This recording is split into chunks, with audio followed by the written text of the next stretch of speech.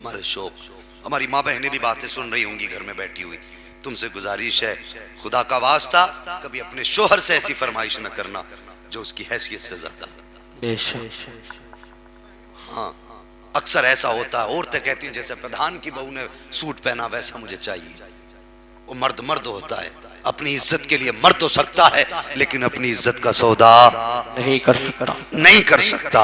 अगर आन पे बनाती है, इज्जत पे बनाती है, तो फिर ये जान की भी परवाह नहीं करता है। तुझे खुदा का वास्ता, अगर तेरे शोहर की जो कमाई है हफ्ते की 2000 है, 8000 है, तो अपने शोहर से 10,000 के सूट की फरमाइश ना कर। अपने शोहर की रजा में राजी हो जा। उससे कह दे मेरे सरताज जो तू ला देगा वो मेरी सर आंखों पर है। तू आज शोहर की मर्जी से सस्ता सूट पहन ले, कल कयामत के दिन मुस्तफा अपने हाथों से जन्नत की चादर अता फरमा देंगे। ये तेरी जिम्मेदारी है कि तू शोहर के फैसलों पर राजी रहे। अक्सर ऐसा होता है कि औरतों की फरमाइश पर लोगों के कदम बहक जाया करते हैं, जवानों के कदम बहक जाया करते हैं। नहीं जवान, अभी कुछ दिन पहले लॉकडाउन लगा था, गरीबी आई थी, कुछ लोगों ने प्याज का धंधा शुरू कर दिया, कुछ सूद पे उतर आए, किसी ने हराम बिजनेस शुरू कर दिया। मेरे भाई, अगर मुसीबत आई थी, तुझे हराम की तरफ कदम नहीं बढ़ाना था, तुझे 2 कदम बढ़ा करके अल्लाह के घर में जाना था, सजदा करना था और सिर्फ दुआ सुबह देते और कहना था या अल्लाह, पैदा तूने किया है, रोजी भी तू देगा, मेरे मालिक, मेरे बच्चे फाके से हैं, बता रोजी कहां से आएगी। दुआ सुबह देता।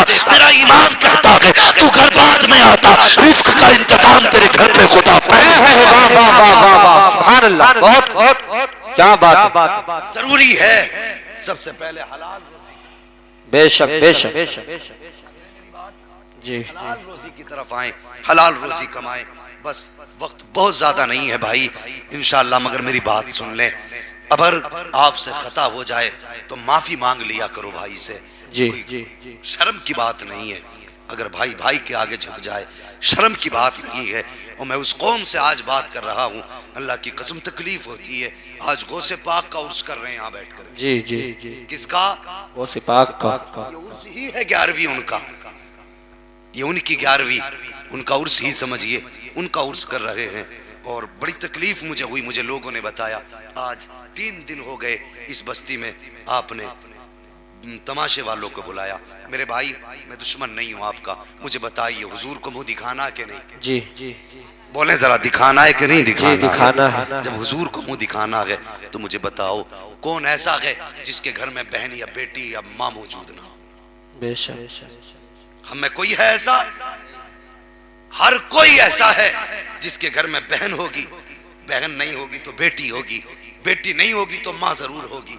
जी कोई जी, ऐसा नहीं जिसका इन तीनों रिश्तों में किसी से कोई रिश्ता ना मिलता हो। मुझे बता तो सही, अगर नाचने वाली बेगैरत है, तू तो मुस्तफा का गैरतदार उम्मती है, तू तो मुस्तफा का हया वाला उम्मती है। आज तुम किसी की बेटी को स्टेज पे बैठा के नचाओगे तो याद रखना उस वक्त तक मौत नहीं आएगी जब तक तेरी बेटी गैर महरम के सामने नाच नहीं लेगी। जी, ये याद रखना। आज तुम किसी की बेटी को अगर अपनी निगाहों के सामने रखकर उसके हुस्न का तमाशा देखोगे तो तुम उस वक्त तक नहीं मर सकते जब तक दुनिया तुम्हारी बेटी के हुस्न का तमाशा ना देख लेगी। अगर तुम्हारे जिगर में यह ताकत हो कि दुनिया तुम्हारी बेटी का तमाशा देखे और तुम बर्दाश्त कर सको तो शौक से बर्दाश्त करना, फिर तुम्हारी मर्जी है। अगर बर्दाश्त नहीं कर सकते तो तुम्हें खुदा का वास्ता, तुम्हें तो मुस्तफा ने अपना आशिक बनाया था, तुम्हें तो कलमे की तौफीक दी थी, कलमे की दौलत दी थी, हया का जेवर दिया था और तेरी नजर तो इतनी बाहया थी। आज बेटियों का नाच देखने वालों, स्टेज पर बैठा करके इनकी आवाजों की लज्जतें लेने वालों, मुकाबले के नाम पर इस्लाम की धज्जियां उड़ाने वालों, मुझे बताओ तो सही, मर के कब्र में जाओगे तो किसका चेहरा देखोगे? हश्र में आओगे तो हौज़े कौसर किससे मांगोगे? पुल सिरात पे गुजरोगे तो रब्बे सल्लीम की सदाएं किसके लिए होंगी? याद रखना, अगर मुस्तफा रूठ गए तो कब्र भी मुश्किल होगी, हश्र भी मुश्किल होगा। अगर उन्हें मनाना चाहते हो तो इन तूफानों से तौबा कर लो और मुस्तफा के कदमों को पकड़ो और आज कह दो मैं मुजरिम हुआ का, मुझे साथ ले लो कि रास्ते में कहीं जा बजा था। नारे तकबीर, नारे रिसालत, बस मसलके आला हजरत शाने गौसे आज़म नारे तकबीर। वाह बहुत खूब। मुझे बता तो सही, मैं क्या कहूं? मुझे सच्ची बात बता, तुम्हारे गांव में कितने आईपीएस अधिकारी हैं? मुझे बताइए, कितने आईएएस अधिकारी हैं? बताइए, कितने इंजीनियर हैं? मैं पूछ रहा हूं आपसे, है कोई? कोई नहीं। और जिस कौम के अंदर एक इंजीनियर बनाने की औकात ना हो, उसे हया नहीं आती, वो नचनियों पे खड़े होकर के नोटों की गड्डी लुटाए। किस चीज पे इतरा रहे हो? आज तेरी मेरी औकात ये है, अगर हवलदार आ जाता है तो हमारे पसीने छूट जाते हैं, अगर दरोगा आ जाए तो पेशाब निकल जाता है, अगर ऐसो आ जाए तो हार्ट अटैक हो जाता है। ये औकात क्यों बनी? इसलिए कि हम जाहिल रह गए हैं, तालीम रखी है, जो काम अय्याशियों में पैसे लुटाती रखी, फिर तरक्की उसका मुकद्दर नहीं होती है। अगर तरक्की चाहते हो, अय्याशियों के दरवाजे बंद करो, अय्याशियों के दरवाजे बंद करो। जो लाखों रुपए तमाशे में लुटाते हो, एक बेटे को खड़ा करो, उसको आईएएस अधिकारी बना लो। खुदा की कसम, तुम्हारी भी इज्जत हो जाएगी, मुसलमान सोसाइटी की भी इज्जत। वाह वाह वाह वाह वाह, क्या बात है, बहुत खूब।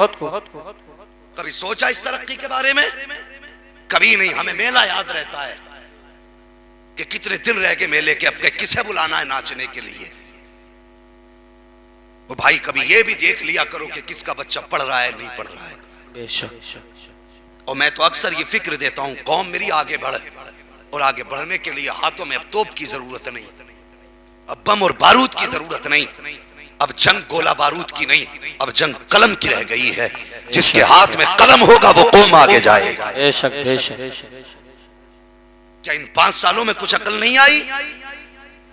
कितने मुसलमान मौत के घाट उतार दिए गए और तुम अब भी तमाशों में डूबे हो?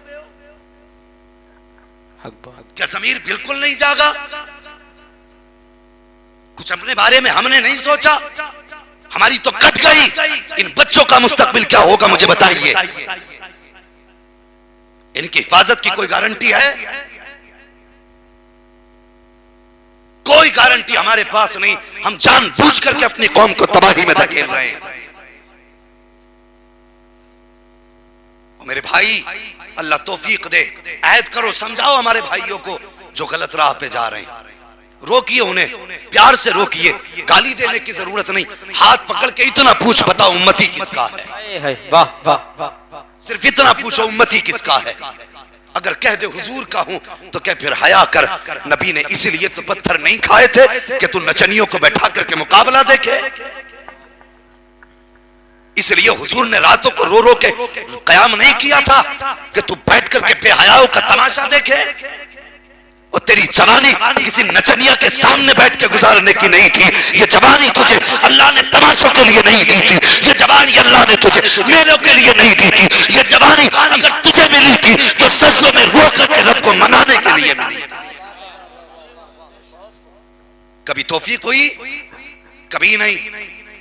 मैं रात जहां जलसे में गया तो लोगों ने बताया कि पूरे मोहल्ले वालों ने कोशिश की जलसा मत कराओ।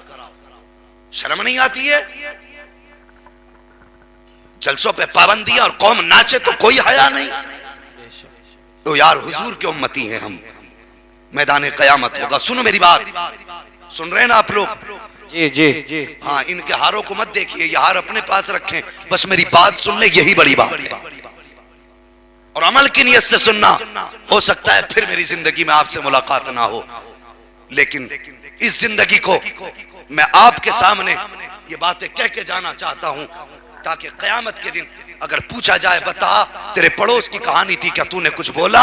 तो मैं भी कह दूंगा, मालिक एक रात मैं भी समझा के आया था। बेशक बेशक। तुम्हारी मर्जी है, तुम्हें करना क्या है। बस मेरा इतना कहना कि भाई एक बात सुनो, मैदान कयामत होगा। हुजूर फरमाते हैं अव्वलीन व आखिरीन सब खड़े होंगे, सारे लोग एक जगह जमा होंगे। फरमाते हैं ऐसे लोग जमा होंगे, ऐसी जमात होगी, जद्दुल अंबिया अल्लाहु अकबर, हजरत इब्राहिम खलीलुल्लाह, बेटे इस्माइल ज़बीहुल्लाह, बेटे हजरत याकूब अलैहिस्सलाम, वो इब्राहिम जिसकी नस्ल में अल्लाह ने कमो बेश 18,000 अंबिया पैदा फरमाए। सुभान अल्लाह। उनका तज़किरा मेरे हुजूर ने किया। ये उनकी बातें हैं। मुझे बताइए, जब ये उस नबी की बात है जिसकी नस्ल में अल्लाह ने 18,000 अंबिया पैदा किए, तो तेरी मेरी औकात क्या है? सोचो जरा, हमारी तुम्हारी औकात क्या है? सुनो और मुझे बताइए, गौर से सुनना। हुजूर फरमाते हैं क़यामत का दिन होगा और फरिश्ते दोज़ख को खींच के लाएंगे मैदान हश्र में, खींच के लाएंगे। हुजूर फरमाते हैं जहन्नम ऐसी चीख मारेगी कि जितने खड़े होंगे सब के सब बेहोश होकर जमीन पे गिर जाएंगे। क्या सोचा उस दोज़ख के बारे में? कभी देखा जाएगा। कब देखेगा? जब कब्र में गुर्ज फिरेंगे तब देखेगा, जब हड्डियां जवाब दे जाएंगी तब देखेगा, जब वुजू की ताकत ना होगी तब देखेगा, जब अल्लाह को मनाने की औकात नहीं रह जाएगी तब देखेगा। आज ले उनकी पना, आज मदद मांग उनसे, कल न मानेंगे क़यामत में अगर माने। क्या बात है, वाह वाह वाह। 18,000 नबियों के जो दादा हैं, वालिद हैं, उनके बारे में फरमाया वो भी बेहोश होकर जमीन पे गिर जाएंगे, पूरे अहले महशर गिरेंगे दोज़ख की एक चीख से।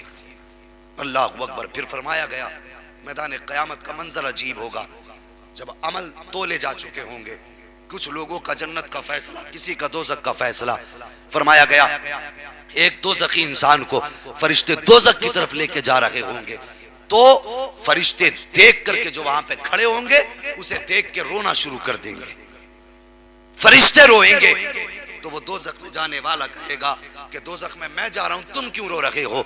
तो वो फरिश्ते कहेंगे अफसोस इस बात का नहीं है कि तू दोज़ख में जा रहा है, अफसोस इस बात का है किसका उम्मती हो के दोज़ख में जा रहा है, उम्मती किसका है और दोज़ख में जा रहा है, इस बात का अफसोस है। ओ भाई, आखिरत की तैयारियां कर लो जवानों, रिश्ता मुस्तफ़ा से करीब करो, आका से प्यार करो। अपनी दौलत तुम्हारी दौलत का जानते हो आलम क्या है? फरमाया गया अगर मुसलमान की हलाल कमाई का 1 रुपया भी कब्र के अंदर गिर जाए और तख्ते लगा दिए गए हों, पूछो इन उलमा से, अगर बेटे ने चेहरा नहीं देखा है तो तख्ते हटाने की इजाजत नहीं है, बहन ने चेहरा नहीं देखा है तो तख्ते हटाने की इजाजत नहीं है, माँ ने चेहरा नहीं देखा है, तख्ते हटाने की जरूरत नहीं है। लेकिन फरमाया गया अगर तेरी कमाई का 1 रुपया भी, हलाल कमाई का 1 रुपया कब्र के अंदर गिर जाए और तख्ते लगा दिए गए हो, हुक्म ये है तख्ते हटाए जाएंगे, रुपया निकाला जाएगा, बाद में तख्ता लगेगा। तेरी कमाई को इस्लाम ने इतनी इज्जत दी है कि तूने ये कमाई अपनी इन नचनियों पे क्यों लुटाई है, गाने वालों पे क्यों लुटाई है? अगर लगाना था तो मुस्तफा की किसी बेवा बेटी पे लगा देता, यतीम उम्मती पे लगा देता, इधर यतीम राजी होता, उधर मदीने वाला मुस्तफा राजी होता।